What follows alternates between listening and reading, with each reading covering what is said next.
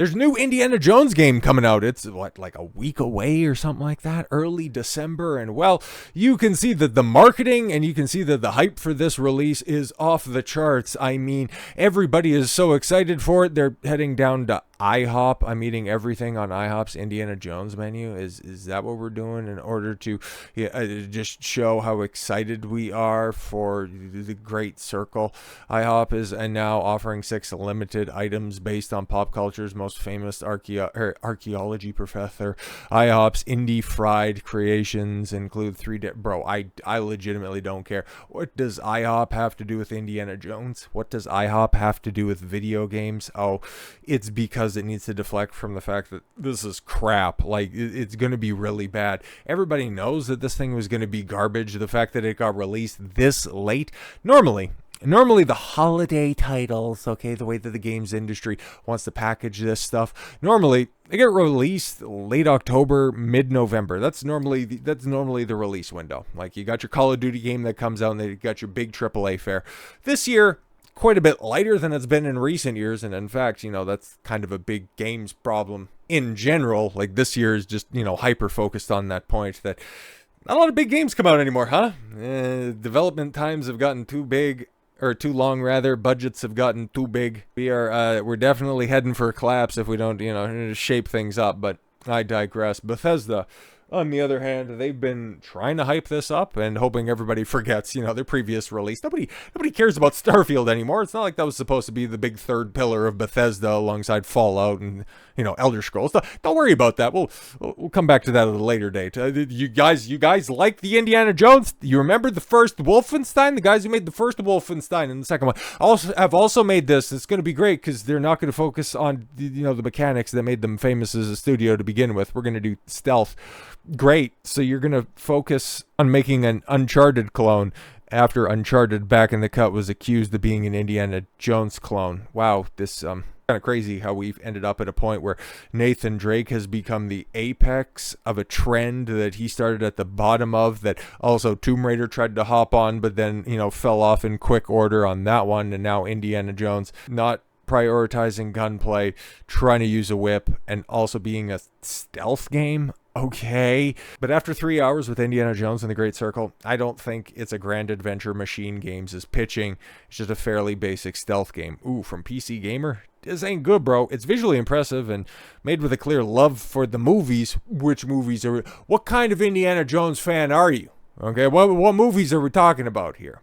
But its action feels surprisingly limited. And when you're an action game...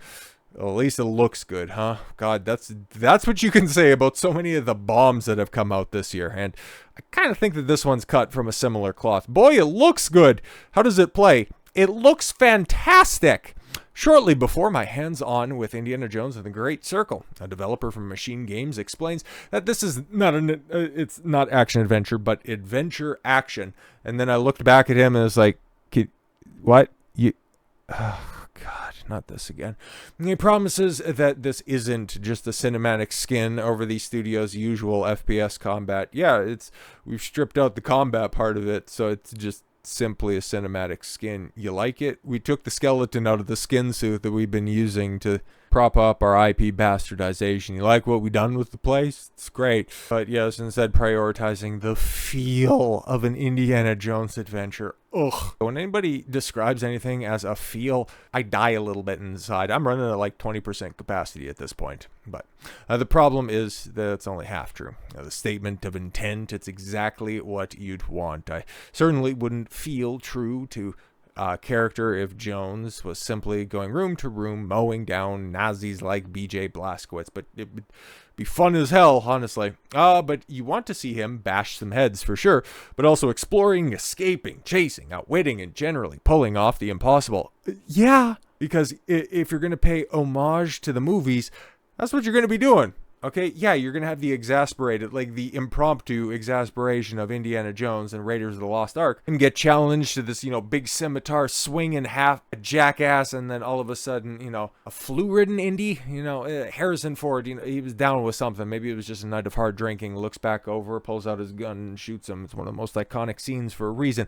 But then the rest of it, like hopping rooftop to rooftop of just moving vehicles, dodging out of the way of a tank, like it's great, man. It's a reason that the only 3 Indiana Jones films are as iconic as they are 30 plus years on. They're older than I am. Like, The Last Crusade came out in 89. Whatever, man. He's going to have a strong, empowered female sidekick that's, going to show him the error of his ways and make him rethink his life choices, right? Ugh, God.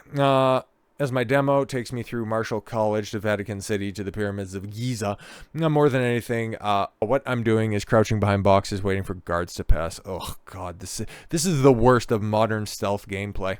They learned nothing from Thief, Deus Ex, or hell, even somebody also under the, Bethesda umbrella, Arcane, working on the Dishonored stuff, for as much as I don't like those games. At least they had somewhat decent modern stealth play, but no, you don't even want to ape any of that stuff. You just want to have boring, waist-high cover. Great. Stealth kills, for example, requiring an improvised one-use weapon from the environment each time, meaning you're constantly breaking shovels, wine bottles, yes, fire pokers, saucepans, over Nazi heads.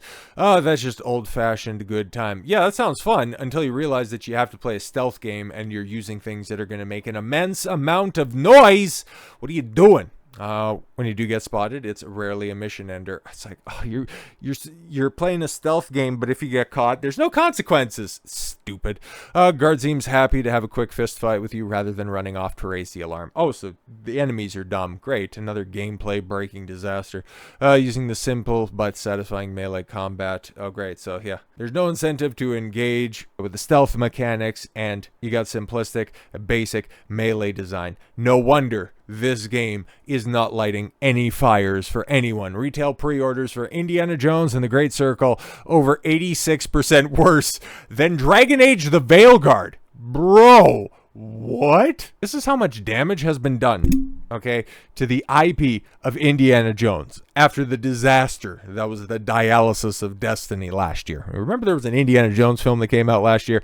Yeah, exactly. And the fact that it's worse, okay, that also lends to the fact that Bethesda is also a damaged brand. And top of all of this stuff, who the fuck even heard about this game coming out? Like, I've been covering it a couple of different times, mostly for, my appreciation of the indie trilogy. Who's excited to play this slop? Fucking nobody. Retail Insider has shared pre-order numbers, and there's quite a bit of cope, given the fact that, Bethesda is now a first-party Xbox studio, okay? And this game's going to be exclusive to Xbox for the 12 people who, well, A, probably pre-ordered it, and B, still have an Xbox for whatever that's worth, because what's the new marketing campaign for Xbox now? Your toaster's an Xbox, your fridge is an Xbox, your TV's an Xbox, because you can stream Game Pass everywhere. Oh, there's a reason. Oh, God.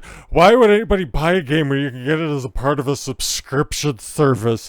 Well, there's a big reason that, the likes of Starfield, Senua's Saga 2 has absolutely no cultural impact. Absolutely die a week after their release. It's because, you put it on Game Pass. Unless you're Call of Duty and you can go ahead and transcend all of that stuff and people are just going to play it simply for the sake of playing it wherever they want to. Unless you're literally at the top of the gaming industry when it comes to prominence, your game is going to die. You're going to continue to get this derivative slop. Like, you take a look at a vast majority of the content on Netflix. You might get one good season and then it falls off a cliff like that. Hi, Arcane. Because they aren't incentivized to innovate, they're incentivized to grab your attention. That's what they're doing with Indiana Jones. That's what they did with Starfield. They slapped it on their stupid subscription service. They hoped that they'd end up getting a bump for a month, and then hopefully, people would end up, forgetting about their subscription, letting it lapse so that they just get free, easy money that way. That's the way that Ubisoft ended up going with Star Wars Outlaws. And now, after a lot of people realized, oh shit, I signed up for that crap, so I didn't have to pay $70 and it was just $17. And accidentally paid $34, $35 for that crap. Ah, god damn, I should have been quicker on the trigger and I forgot that stuff. But all these subscription services, these first-party titles, there's a reason that they're so disposable. There's a reason that you can continue to look time and time again why Nintendo isn't doing any type of new release subscription service. Sony, for all their follies, aren't putting anything on PlayStation Plus. Is that still what they call their goofy-ass online thing? Next, God of War or whatever, or the next stupid Horizon Zero Dawn. Why that remaster, wasn't, locked off on a subscription service to hide just how abysmally played these games are. Yeah, they might get a free test drive. Somebody might download it and play it and go, ugh, whatever. It's another sign of the times that the gaming industry is it's not good, especially the Western gaming front. There's just artificial numbers that are out there that people are using as justification that things are fine. Take a look at subscriptions until you take a look at said Game Pass and realize that they haven't grown in quite a long time, and that this tech bubble in gaming is about to burst because there's no new money coming in, and 86% worse pre-orders than the Veilguard. Yeah, lets you know that the actual enthusiasm for a game just clearly isn't there. Sucks to suck, I guess. But with all that said, thank you all very much for the gift of your time. I've been Don Consuelo. I want you to follow your gut and get after it. Take care, everyone.